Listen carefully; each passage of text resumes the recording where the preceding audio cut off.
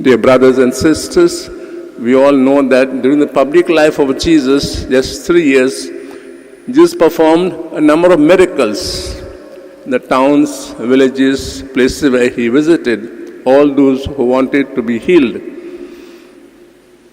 And the writers of the Gospels, Matthew, Mark, Luke, and John, have reported them in the form of stories so that we can take them home with us, remember them, reflect over them, and pray over them.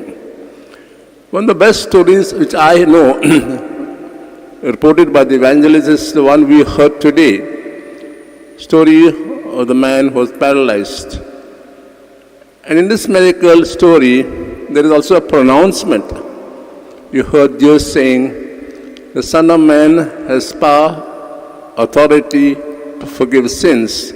And we heard the reaction of the scribes who say, only God can forgive sins. So in this way, Jesus reveals his identity of who he is to the people gathered there, not just an ordinary human being, but God himself. The second thing we notice in this miracle story is, where there is a will, there is a way. Life is full of obstacles, and we need to find a way to overcome them.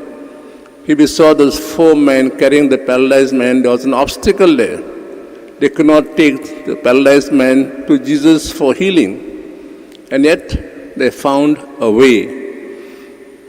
Life, as I said, is full of obstacles, and we all try our level best to overcome them.